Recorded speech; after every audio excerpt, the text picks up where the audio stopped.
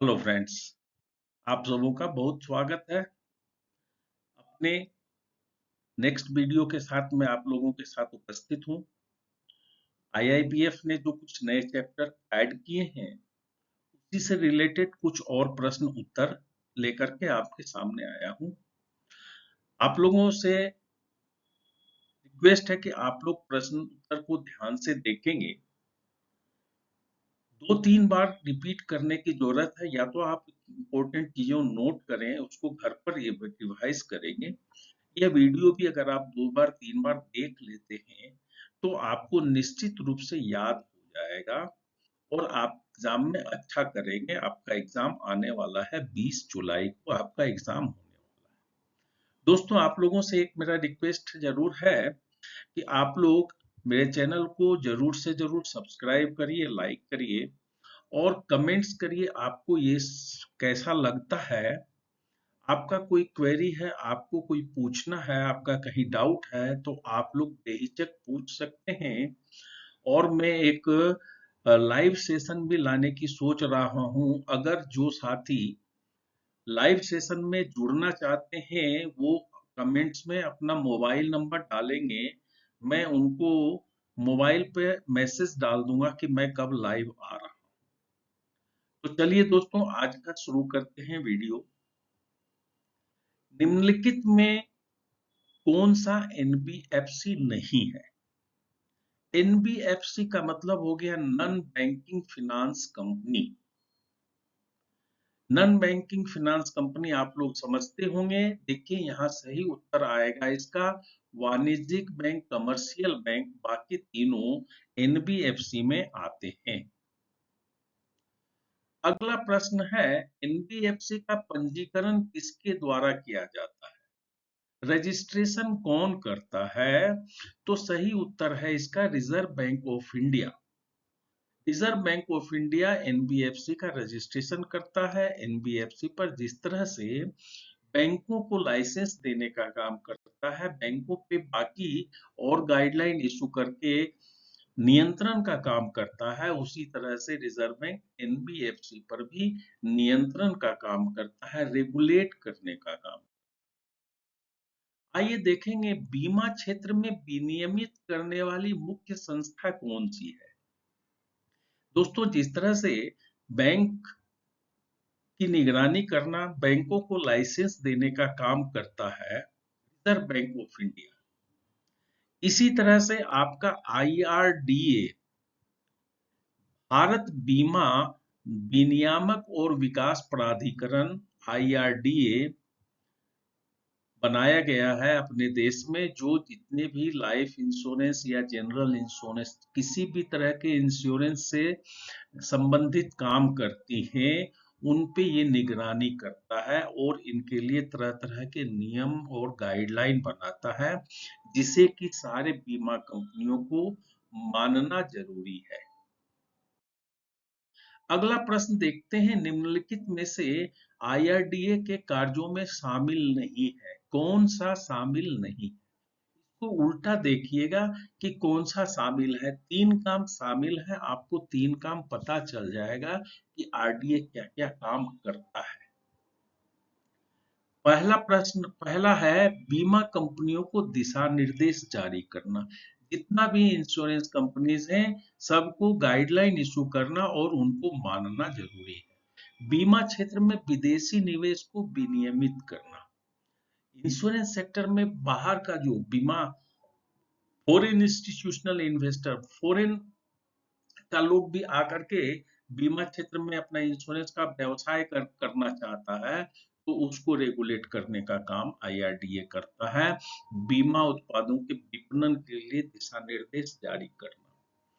जितने भी तरह के प्रोडक्ट होते हैं इन लोगों के, लाइफ इंश्योरेंस के तरह तरह की स्कीम देखते होंगे, अब के गाइडलाइन को इशू करता है सबके लिए कि कौन आपको, जैसे अभी आप लोगों ने देखा होगा कि आईआरडीए ने सब इंश्योरेंस कंपनीज के लिए जरूरी कर दिया है कि सबको हेल्थ इंश्योरेंस के सेक्टर में कैशलेस सुविधा देना जरूरी है।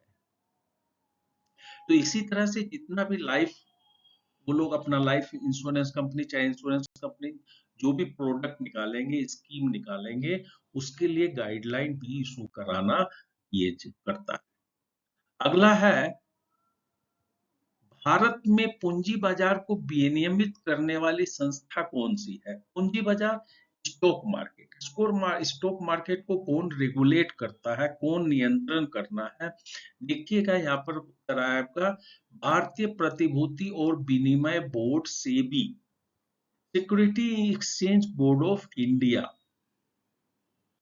अगला प्रश्न देखिए, सेबी के कार्यों में शामिल नहीं है, निम्नलिखित में से कौन सा काम सेबी का नहीं है? बाकी तीन काम सेबी का है। आप समझ जाइएगा कि ये काम सेबी करता है, इसके अलावा और कोई काम नहीं करता। जैसे स्टॉक एक्सचेंजों को लाइसेंस जारी करने का काम करता है, विदेशी संस्थागत निवेशकों के लिए विनिमय निर्धारित करना फिर से आ गया, एफआईआई एफआईआई आकर के देश की कंपनी पे इतना ज्यादा इन्वेस्ट नहीं कर दे कि उस कंपनी का मालिक बन जाए। तो कितना इन्वेस्ट कर सकता है कोई भी एफआईआई किसी एक कंपनी में, इसका निर्धारण करना, इसके लिए गाइडलाइन जारी करना। जैसे अंग्रेज आया था देश में अपने यहाँ व्यापार करने के लिए और यहाँ का मालिक बन गया। इसी तरह से ऐसा ना हो कि विदेश की कोई कंपनी आए यहाँ अपने कंपनी में शेयर खरीदने के लिए और खरीद इतना ज्यादा खरीद ले कि वो मालिक बन जाए। तो इसके लिए भी सेबी गाइडलाइन इशू करता है, सेबी नियंत्रण करता है और एक काम करता है, कंपनियों द्वारा जारी किए गए शेयरों के निर्गमन को विनियमित करना। जब भी कोई कंपनी अपना शेयर बाजार में बेचती है, का क्या रेट होगा, किस तरह से देना है, रिटेल इन्वेस्टर को कोटा बनाता है, कितने किसको देना है, हर एक आदमी को ज्यादा से ज्यादा लोगों को शेयर मिले, ये रेगुलेट करने का काम भी सेबी कर। एक और अपने यहाँ है PFRDA, pension fund regulatory development authority. ये क्या क्या काम करता है भैया? अपने देश में एक एनपीएस, नेशनल पेंशन स्कीम चालू की गई है। नेशनल पेंशन स्कीम में जारी क्या क्या काम करता है? ये एनपीएस में निवेश करने वाले व्यक्तियों के लिए शिकायत निवारण प्रणाली का स्थापित करना। जो एनपीएस में इन्वेस्ट कर रहे हैं उनको अगर कोई कंप्लेन है तो कोई कंप्लेन उसका कैसे रिड्रेस किया जाएगा, कैसे दूर होगा, इसके लिए वो दिशा निर्देश जारी करता है। पेंशन फंड प्रबंधकों के लिए प्रदर्शन मानदंड निर्धारित करना। जो पेंशन फंड मैनेजर होते हैं, है ना, उन लोगों के लिए भी गाइडलाइन इशू करता है ताकि पब्लिक का पैसा सुरक्षित रहे। एनपीएस के बारे में जागरूकता पैदा करना और इसे बढ़ावा देना। आप लोग देखते होंगे कि टीवी वगैरह में इसका बहुत सारा एड भी आता है एनपीएस के लिए, नेशनल पेंशन स्कीम के बारे में। अगला प्रश्न देखिए, एनपीएस किस प्रकार की पेंशन योजना है? तो यहाँ पर लिखा है ए में परिभाषित लाभ योजना, बी में है योगदान आधारित योजना और सी में है ए और बी उपरोक्त में से कोई नहीं। दोस्तों यहाँ पर ये गलत मार्क हो गया है। सही उत्तर है ए और बी दोनों, यानी डेफिनिट डिफाइंड बेनिफिट स्कीम और कंट्रीब्यूशन बेस्ड स्कीम दोनों है। एनपीएस में जो नौकरी करने वाले लोग हैं जिनका एनपीएस में जमा होता है उतना ही पैसा एम्प्लॉयर भी देता है, और अगर कोई बिना नौकरी करने वाला आदमी एनपीएस में जमा करता है तो उसको एक अलग तरह से उसका स्टॉक मार्केट में इन्वेस्ट होता है, उसके हिसाब से उसको नैव के आधार पर उसका बेनिफिट मिलता है। बाद में उसको पेंशन भी मिलता है 60 साल का एज होने के बाद। तो यहाँ सही उत्तर है सी, ए और बी। अगला प्रश्न है, एनपीएस में कौन लोग निवेश कर सकते हैं? एनपीएस में कौन निवेश कर सकते हैं? तो सही उत्तर है भारतीय नागरिक कि कोई भी आयु वर्ग के व्यक्ति, कोई भी व्यक्ति जो भारत का नागरिक है एनपीएस में इन्वेस्ट कर सकता है। देखिए एनबीएफसी के बारे में एक दो प्रश्न और रह गए थे। एनबीएफसी छोटे ऋण प्रदान करने वाली एनबीएफसी को क्या कहते हैं? तो उसको कहते हैं micro finance institution, MFI. NBFC कई तरह की होती हैं। कार्य के आधार पर 8-9 तरह की एनबीएफसीज हैं।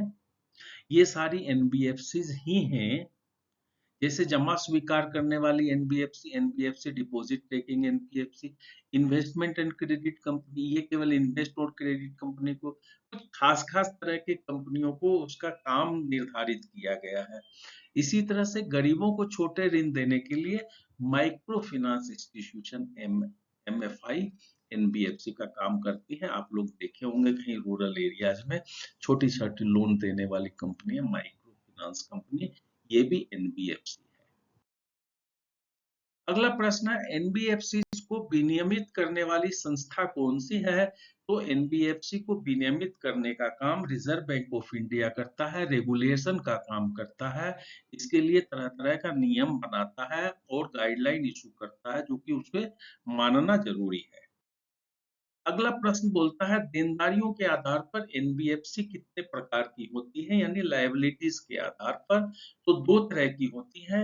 एक तो जमा स्वीकार करने वाली एनबीएफसी, कुछ एनबीएफसी पब्लिक से डिपॉजिट ले सकती हैं, कुछ एनबीएफसी डिपॉजिट नहीं ले सकती हैं पब्लिक। तो ये दोनों तरह की हो गई लायबिलिटीज के आधार पर। अगला प्रश्न देखते हैं, एनबीएफसी द्वारा जनता से जमा स्वीकार करने के लिए मुख्य दिशा निर्देश क्या है? रिजर्व बैंक ऑफ इंडिया ने कुछ गाइडलाइन इशू किया है, जो भी एनबीएफसी पब्लिक से डिपॉजिट लेगा। तो पब्लिक से डिपॉजिट लेने वाली एनबीएफसी के लिए कुछ गाइडलाइन है, क्या क्या है? पहला है कि न्यूनतम जमा अवधि 12 महीने की होनी चाहिए। अधिकतम जमा अवधि 60 महीने से 84 महीने तक की हो सकती है।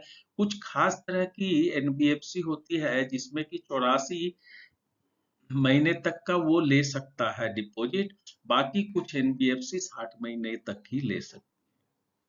बी में बोलता है, समय समय पर आरबीआई द्वारा स्वीकृत दर से अधिक ब्याज दर नहीं दी जा सकती है।